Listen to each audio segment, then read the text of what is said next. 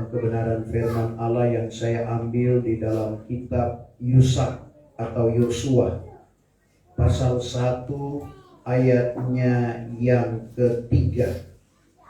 Dan untuk menghormati pembacaan firman Tuhan, saya jemput Bapak Ibu saudara sekalian untuk bangkit berdiri.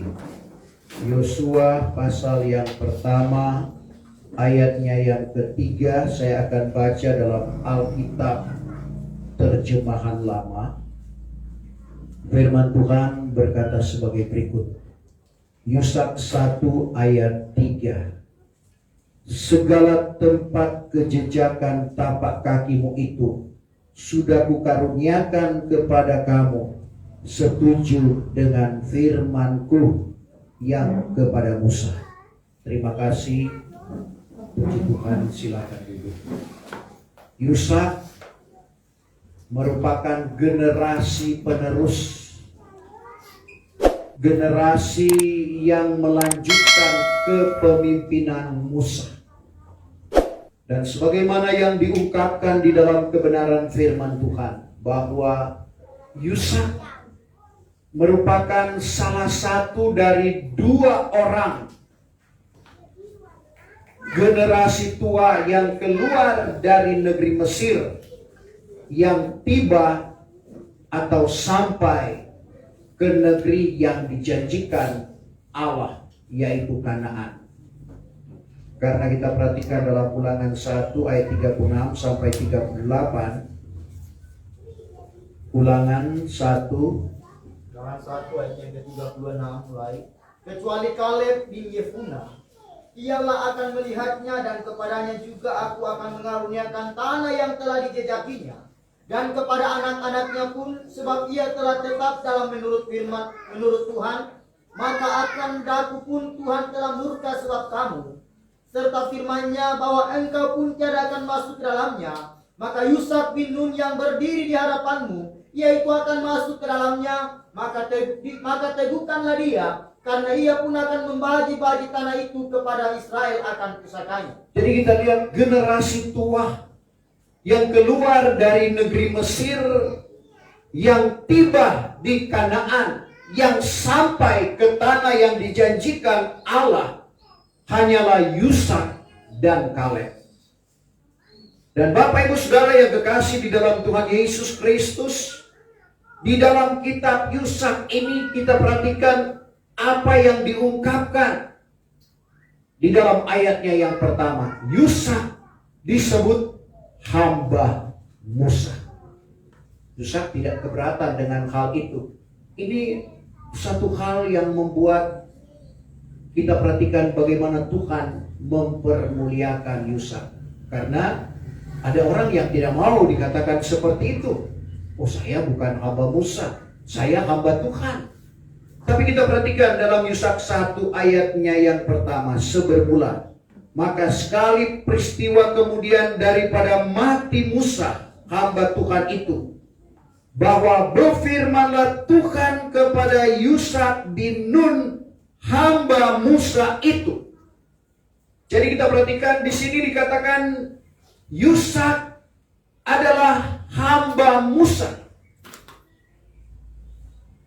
Dan ini merupakan bukti satu kerendahan. Sebagaimana kita perhatikan Tuhan Yesus, dia tidak mempergunakan otoritasnya, kekuasaannya sebagai Allah, tetapi dia merendahkan dirinya. Sebab itu biarlah pikiran yang ada di dalam Kristus seperti yang dikatakan dalam Filipi pasal 2 ayatnya yang kelima. Taruhlah di dalam hatimu ingatan ini. Taruhlah di dalam hatimu ingatan ini.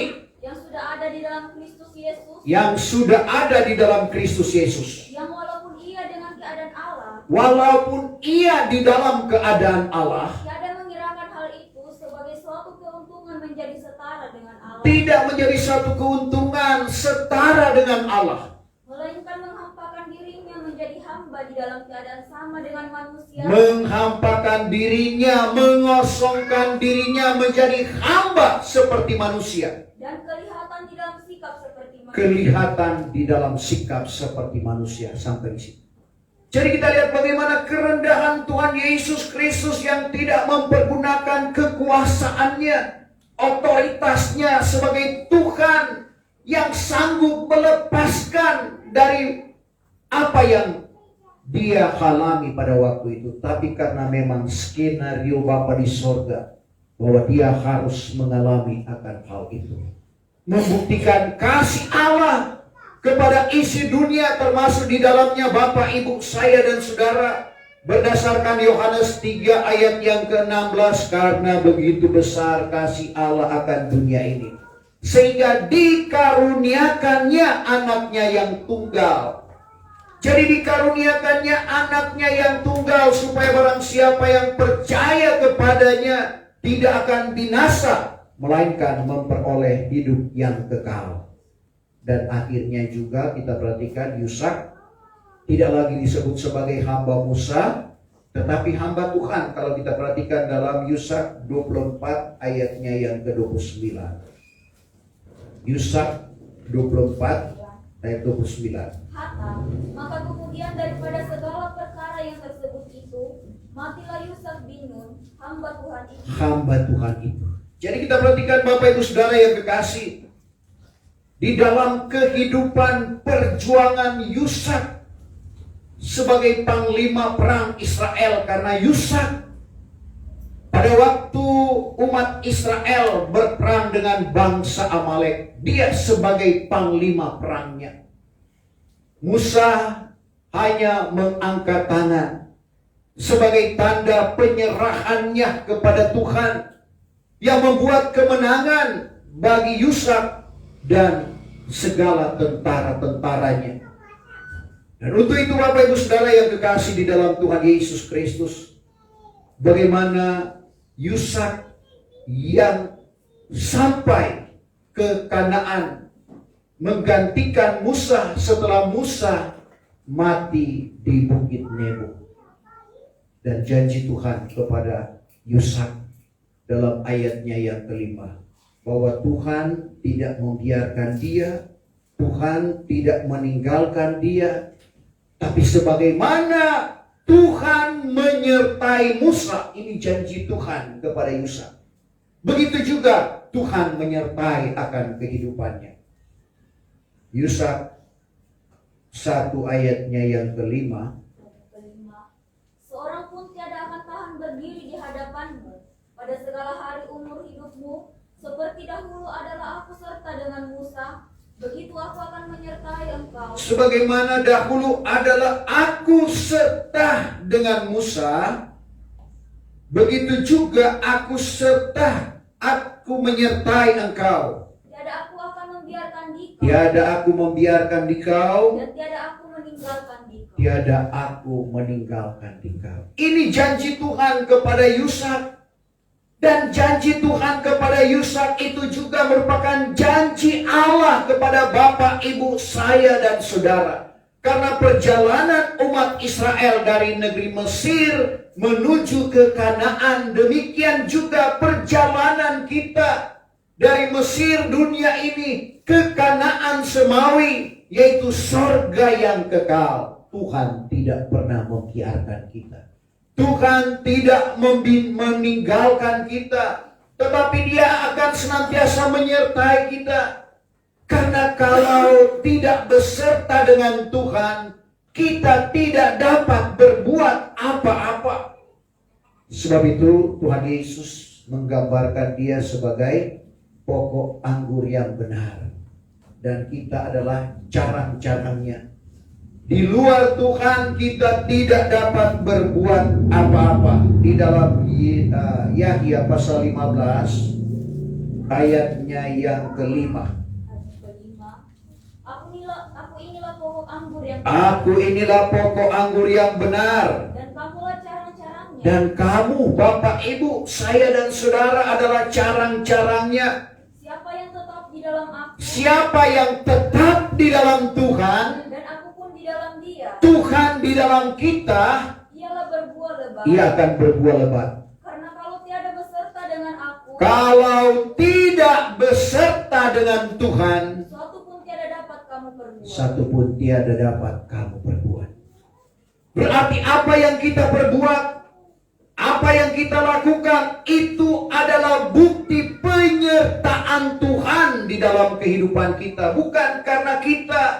Jangan sampai kita mencuri kemuliaan Tuhan dengan menganggap segala sesuatu yang kita kerjakan, segala sesuatu yang ada di dalam kehidupan kita karena kita. Tapi kita akan menyadari, Bapak Ibu Saudara, kalau kita masih ada sebagaimana ada, kita masih hidup, bergerak dan bernafas, kita masih ada di dalam panggilan Tuhan sampai pada saat ini. Ini karena Tuhan. Dan kalau Tuhan ada di pihak kita, Paulus katakan dalam Roma 8 ayat yang ke-31, siapakah yang dapat melawan kita? Roma 8 ayat 31. Sekarang apakah hendak kita katakan atas segala Sekarang apakah yang hendak kita katakan atas hal itu? Jikalau Allah memihak kita, Jikalau Allah memihak kita, siapakah lawan? siapakah yang dapat melawan kita? Kita berusaha, Bapak Ibu Saudara, supaya kita tetap ada di pihak Tuhan dan Tuhan ada di pihak kita. Sehingga kemenangan demi kemenangan kita akan raih. Karena kita bergumul bukan dengan manusia. Musuh kita bukan manusia, tapi kuasa kegelapan yang dengan berbagai cara yang akan membuat perceraian, yang akan membuat tidak ada sepaham satu dengan yang lain. Itulah kerja daripada kuasa kegelapan. Sehingga Paulus katakan kepada jemaat yang ada di Efesus, dalam Efesus pasal yang ke-6 ayat 10, kita harus kuat, perwira, perkasa di dalam Tuhan. Karena kita bergumul bukan dengan manusia, tapi penguasa yang ada di udara. Dan kita perlu dilengkapi dengan perlengkapan senjata Allah. Efesus 6 mulai ayat 10.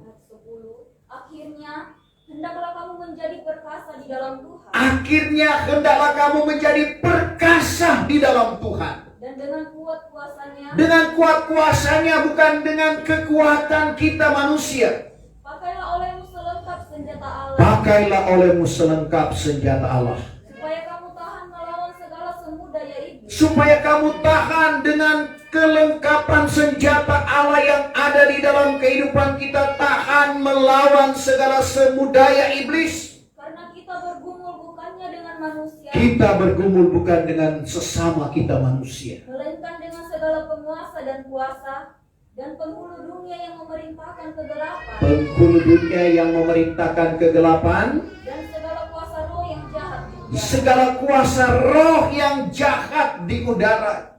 Jadi kita perhatikan dia dengan luar biasa, dengan caranya sendiri. Kalau Tuhan tidak mau, seorang pun akan binasa. Tetapi sebaliknya, iblis dia tidak mau kita untuk memperoleh keselamatan. Sebab itu dengan berbagai cara dia berusaha untuk melumpuhkan iman kita. Lawanlah dia dengan iman yang teguh. Perlu ada iman yang teguh untuk melawan segala tipu daya muslihat dari kuasa kegelapan. Dan itulah yang dikatakan oleh Rasul Petrus kepada orang-orang pilihan yang ada di Pontus, Galatia, Kapadokia, Asia dan Bithania. 1 Petrus 5 ayatnya yang ke-8. Ayat 8. Hendaklah kamu beringat, hendaklah kamu berjaga-jaga. Hendaklah kamu beringat, hendaklah kamu berjaga-jaga.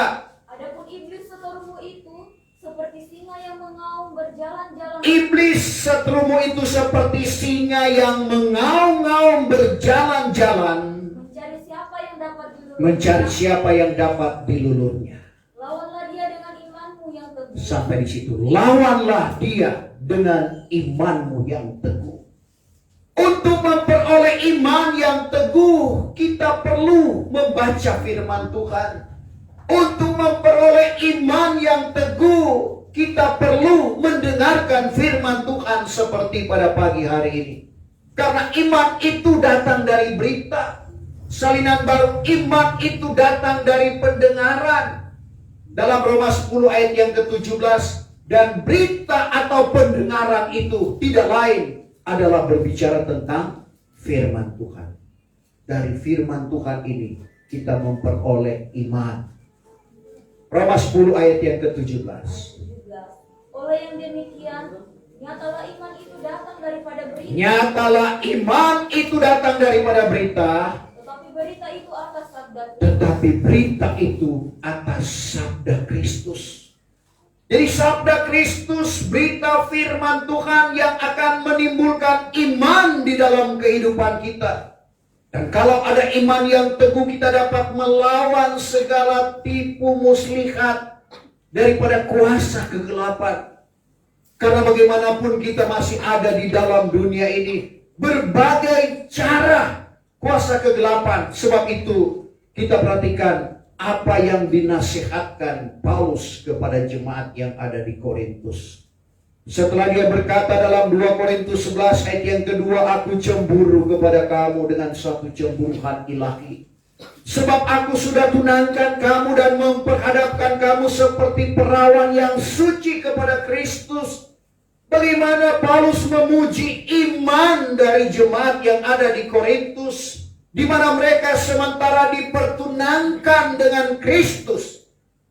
Tapi dalam ayatnya yang ketiga, Paulus katakan, aku takut kalau seperti ular yang memperdayakan Hawa. Sehingga apa yang terjadi? Coba kita baca 2 Korintus 11 ayat yang ketiga. Akan tetapi aku takut kalau jadi seperti ular memperdayakan Hawa dengan tipu dayanya, demikianlah juga rusaklah pikiranmu. Rusak pikiranmu. Dan renggang daripada tulus ikhlas. Renggang daripada tulus ikhlas. Dan kesucian yang menuju kepada Kristus. Dan kesucian yang menuju pada Kristus. Jadi kita lihat bagaimana cara kuasa kegelapan yang akan merusak akan pikiran kita. Sebab itu kita perlu hati-hati di ujung akhir zaman ini. Dengan media sosial yang ada, itu bisa merusak, saudara, akan pikiran kita. Tidak lagi tertuju kepada Tuhan, tetapi tertuju kepada dunia ini. Sehingga ada istilah program tunduk. Saudara, kalau di airport menunggu berapa jam sekarang tidak terasa. Karena ada kesibukan masing-masing. Istilah program tunduk, semua tunduk melihat HP-nya. Tapi sekali lagi, itu merupakan media yang dapat memberikan keuntungan di dalam kehidupan kita. Tapi itu juga bisa merugikan akan kehidupan kita kalau kita salah mempergunakan sesuatu. Semua bisa mendatangkan kebaikan, tapi juga bisa mendatangkan kerugian di dalam kehidupan kita. Kalau kita tidak melakukan atau mempergunakan sebagaimana mestinya. Karena HP juga sekarang, di sana ada Alkitab. Jadi ada orang baca Alkitab di HP. Tapi sebentar itu juga iblis datang, coba lihat TikToknya. Sudah TikTok yang dilihat, sudah bukan firman. Jadi kita perhatikan, pura-pura lihat firman. Pertama memang firman. Jadi di situ ada dua hal. Jadi yang baik dan yang tidak baik. Nah, kita harus tahu sekali lagi, jangan sampai kita diperdaya oleh kuasa kegelapan. Tapi lawanlah dia dengan imanmu yang teguh. Tuhan tidak membiarkan Yusa. Tuhan tidak meninggalkan dia. Tuhan memberikan kemenangan di dalam kehidupannya sehingga dia sampai ke tanah yang dijanjikan Allah. Sehingga di dalam ayat firman Tuhan yang kita baca, segala tempat kejejakan tapak kakimu itu sudah kukaruniakan kepadamu. Setuju dengan firman Tuhan yang kepada Musa. Ini juga Bapak Ibu Saudara menggambarkan di mana tapak kaki kita melangkah di dalam mengerjakan pekerjaan Tuhan. Itu merupakan daerah pemerintahan kita nanti, karena kita perhatikan, kalau kita setia sampai akhir kehidupan kita, kita akan memerintah bersama-sama dengan Kristus dalam 2 periode. Periode pertama, kalau pemerintah di dunia ini, 1 periode 5 tahun. Orang mau cari kedudukan untuk menjadi nomor 1, baik itu di daerahnya, bupati kah, wali kota, gubernur, saudara, mereka berkorban habis-habisan untuk memerintah 1 periode 5 tahun. Tetapi apa yang dijanjikan oleh Tuhan di dalam kehidupan Bapak, Ibu, saya dan saudara, kalau kita bertahan periode pertama 1000 tahun. Wahyu 20 ayat yang ke-6. Berbahagialah dan kuduslah orang yang masuk bagian di dalam kebangkitan yang pertama itu, maka mati yang kedua tiada berkuasa atas mereka itu, melainkan mereka itu menjadi imam kepada Allah dan kepada Kristus, dan akan memerintah beserta dengan Dia 1000 tahun lamanya. Memerintah bersama Dia 1000 tahun masa damai. Jadi orang-orang yang dibangkitkan pada kebangkitan pertama, karena ada 2 kebangkitan. Kebangkitan pertama yaitu setelah zaman Antikris, pada waktu Tuhan Yesus datang pada kali yang kedua untuk mengakhiri zaman Antikris, ada kebangkitan, yaitu kebangkitan orang-orang yang mati di dalam Tuhan semenjak zaman Habel sampai di ujung akhir zaman ini. Mereka yang mati di dalam Tuhan akan dibangkitkan sebelum memerintah dalam 1000 tahun masa damai. Yang dibangkitkan pada kebangkitan pertama ini akan bertemu dengan orang-orang yang diangkat pada keangkatan gereja Tuhan. Dalam arti kata, orang-orang yang tidak mengalami kematian.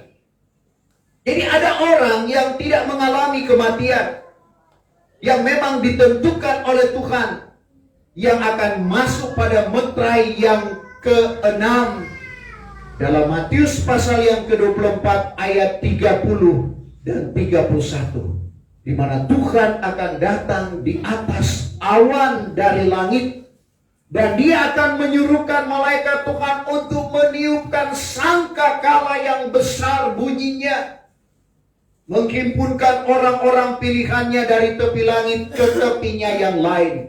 Itulah keangkatan gereja Tuhan. Matius 24 ayat 30. Setelah itu kelak kelihatan tanda anak manusia di langit, maka segala bangsa manusia yang di bumi akan meratap. Segala bangsa manusia di bumi akan meratap.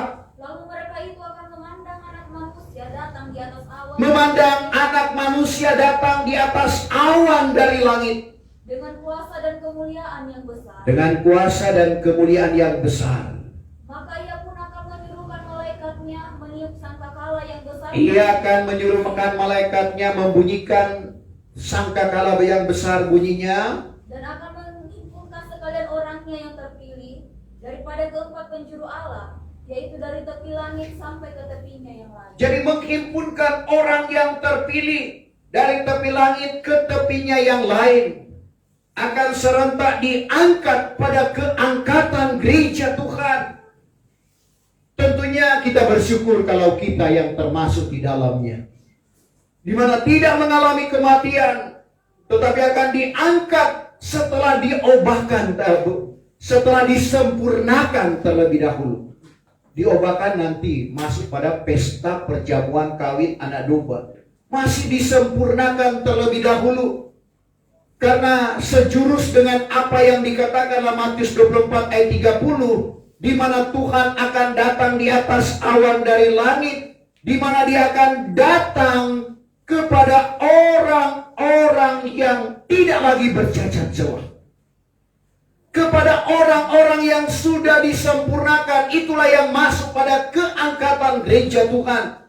Seperti yang tersurat dalam 1 Tesalonika 5 ayatnya yang ke-23. 1 Tesalonika 5 ayat 23. Maka Allah sendiri yang pohon sejahtera itu Allah sendiri yang pohon sejahtera itu menguduskan kiranya kamu dengan sempurna menguduskan kiranya kamu dengan sempurna dan segenap roh roh, dan nyawa, dan tubuh kamu terpelihara dengan tiada bercacat celah terpelihara, tidak ada lagi cacat dan celah pada masa kedatangan Tuhan kita Yesus. pada masa kedatangan Tuhan Yesus Kristus pada kali yang kedua, fase pertama. Kedatangan Tuhan Yesus pada kali yang kedua, fase pertama, yaitu dia hanya datang di atas awan dari langit, lalu menghimpunkan orang-orang yang kita sudah baca tadi, yang sudah disempurnakan roh, jiwa, dan tubuh, dan tidak ada lagi cacat celahnya. Lalu setelah kebangkitan pertama, bertemu dengan orang-orang yang telah diangkat pada keangkatan gereja Tuhan, lalu diobatkan dengan tubuh kemuliaan, masuk pada pesta perjamuan kawin anak domba Allah. Sebab itu dalam Wahyu 19 ayat yang ke-7, ketika kawin anak domba sudah tiba, istrinya, pengantinnya sudah bersedia, dan selesai pesta perjamuan kawin anak domba Allah selama 75 hari. Yaitu dihitung dari Daniel 12 ayatnya yang ke-12. Berbahagialah ia yang bernanti-nanti sampai pada 1335. 1335 dikurangi Wahyu 12 ayat yang ke-6. 1260 hari. Yaitu zaman antikris. Dan gereja Tuhan diangkat pada keangkatan gereja Tuhan. Itu ada 75 hari. Itulah pesta perjamuan kawin anak domba. Dan setelah selesai pesta, kembali lagi ke bumi ini untuk memerintah dalam 1000 tahun masa damai bersama-sama dengan Kristus. Jadi Bapak Ibu Saudara, kita ini dipanggil, kita dipilih bukan hanya sekedar untuk diselamatkan, tapi kita dipilih oleh Tuhan. Asalkan kita setia melakukan kebenaran firman Tuhan untuk memerintah bersama-sama dengan Kristus. Di 1000 tahun masa damai, siapa yang akan diperintah? Yaitu orang-orang yang lolos pada zaman antikris. Dan yang memerintah dalam 1000 tahun masa damai, sekali lagi, orang-orang yang dibangkitkan pada kebangkitan pertama. Dia itu pengantin Kristus atau bukan? Yang penting pada kebangkitan pertama, mereka akan memerintah bersama-sama dengan Kristus. Tetapi untuk memerintah di bumi baru, langit baru, Yerusalem baru yang akan turun dari sorga, ini periode yang kedua. Tidak ada batas waktunya, kekal untuk selama-lamanya. Di mana kita akan menempati bumi baru yang tidak perlu ada cahaya listrik, tidak perlu ada cahaya matahari, dan tidak ada lagi lautan di sana. Wahyu 22 ayatnya yang ke-5, pemerintahan yang kekal, yaitu yang menjadi pengantin Kristus akan memerintah bersama-sama dengan Tuhan. Tidak akan ada malam lagi seperti sekarang, masih ada malam, masih ada siang. Dan mereka itu tiada berkehendakan cahaya pelita. Tidak berkehendakan cahaya pelita. Dan cahaya matahari. Karena Tuhan yaitu Allah. Tuhan yaitu Allah akan menerangkan mereka itu. Menerangkan atau menerangi mereka itu. Dan mereka itu akan memerintah kelak selama-lamanya. Memerintah selama-lamanya. Pemerintahan yang kekal. Satu hal yang luar biasa. Di sana tidak ada lagi panas matahari, saudara. Sehingga tidak perlu sekarang karena panas kadangkala, apalagi kalau ibu-ibu atau cewek-cewek pakai hand body. Karena panas, karena memang sekarang kalau kita ikut dengan pengetahuan sekuler bahwa matahari dan kita di bumi Di antara matahari dan bumi ini ada molekul-molekul yang namanya ozon. Saudara, molekul ini menahan sinar ultraviolet dari matahari. Nah, semakin hari karena polusi akibat freon seperti pendingin ini ada freon. Saudara, kulkas ada freon mengakibatkan dingin. Nah, dan juga pabrik-pabrik yang membuat polusi udara ini. Dan itulah yang membuat lapisan ozon semakin menipis. Dan akhirnya pada zaman antikris itu akan habis sama sekali. Dan inilah yang disebut bagaimana Tuhan memberi kuasa kepada matahari untuk menghanguskan manusia tapi tidak mati. Bayangkan, hangus tapi tidak mati. Ini pada waktu pencurahan bokor murka Allah yang keempat. Tapi kita tidak akan masuk zaman antikris kalau kita tetap setia, diangkat, disingkirkan di atas awan sesuai dengan firman Tuhan. Itulah kerusakan yang belum pernah terjadi, kata Tuhan Yesus dalam Matius 24, dan belum pernah terjadi dan tidak akan terjadi lagi. Salah satu itu Wahyu 16 ayat 8, pada waktu Tuhan menyuruhkan malaikatnya untuk mencurahkan bokor murka Allah yang keempat. Wahyu 16 ayat 8. Maka malaikat yang keempat itu pun mencurahkan bokornya ke atas matahari. Lalu matahari itu beroleh kuasa. Matahari beroleh kuasa menghanguskan segala manusia dengan api. Terus maka segala manusia itu pun hanguslah. Hangus Dengan hangat yang amat sangat. panas yang amat sangat. Lalu mereka itu menghujat nama Allah. Berarti masih berbicara, belum mati, masih menghujat nama Allah. Yang berkuasa atas segala bala itu. Tiada pula mereka itu bertobat. Tiada lagi mereka juga mau bertobat.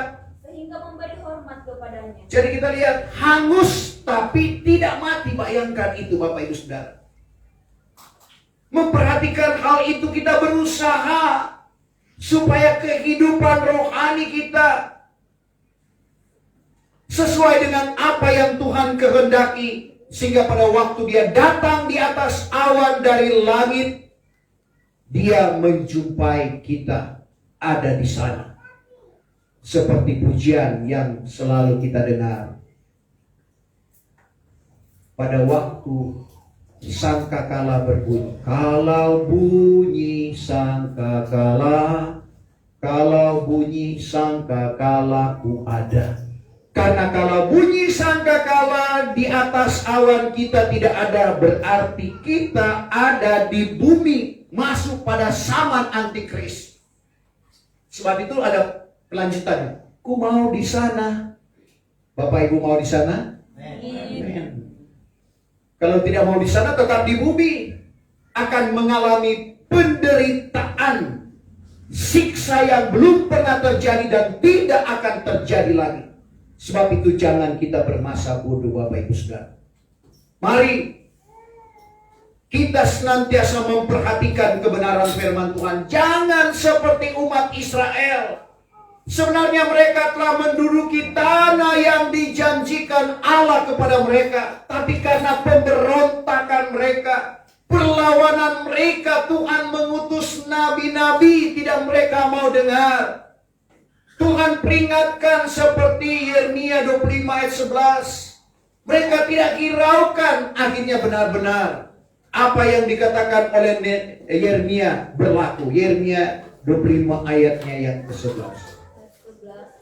Maka segenap negeri ini akan menjadi suatu perobohan batu dan kerusakan, dan segala bangsa ini akan diperhamba oleh Raja Babel 70 tahun lamanya. Jadi kita lihat, diperhamba selama 70 tahun. Kalau mereka mau dengar, kalau mereka memperhatikan akan nubuatan ini, mereka tidak ditawan.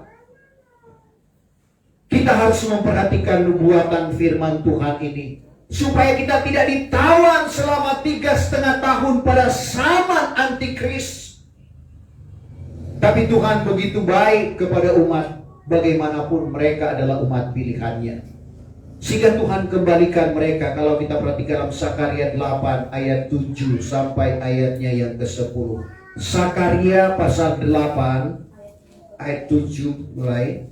Dan lagi firman Tuhan seruas sekalian alam demikian, bahwasanya aku akan melepaskan umatku dari negeri di sebelah matahari terbit dan dari negeri di sebelah matahari masuk pun, dan aku membawa akan mereka itu kemari, supaya mereka itu duduk di dalam Yerusalem. Supaya mereka itu dapat duduk di dalam Yerusalem. Maka mereka itu bagiku akan umat, Mereka itu bagiku akan umat, dan aku baginya akan Allah. aku baginya lah Allah dengan kebenaran dan dengan keadilan. Terus, Demikianlah firman Tuhan seruas sekalian alam, kuatkanlah tanganmu, kuatkanlah tanganmu, hai kamu yang pada hari ini mendengar segala perkataan itu daripada mulut segala nabi. Apakah bedanya antara hari di bubu Allah rumah Tuhan dengan sekarang Ka'bah itu disudahkan? ayat 10. Ayat 10. Karena dahulu daripada hari itu manusia tiada mendapat upah pekerjaannya, dan binatang pun tiada mendatangkan hasil, dan tiadalah kesenangan bagi orang yang keluar atau masuk dari karena musuh, dan segala manusia pun mengusik seorang akan seorang. Jadi kita perhatikan ayat 9. Demikianlah firman Tuhan seruas sekalian alam, kuatkanlah tanganmu, hai kamu yang pada hari ini mendengar segala perkataan itu daripada mulut segala nabi. Apakah bedanya antara hari di bubu alas rumah Tuhan dengan sekarang Ka'bah disudahkan? Berbicara tentang pembangunan Ka'bah Soleman dan Ka'bah Zerubabel. Saudara, antara fondasi dan rumah diteguhkan atau disempurnakan, kita akan dibawa menuju pada kesempurnaan gereja Tuhan. Sebab itu kita perhatikan sekali lagi dengan berbagai cara kelicikan kuasa kegelapan untuk menghambat kemajuan iman kita.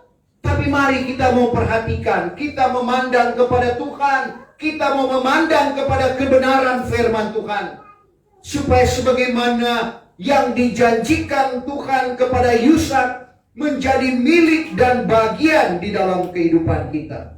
Segala tempat kejejakan tapak kakimu itu sudah kukaruniakan kepadamu, setuju dengan firmanku yang kepada Musa.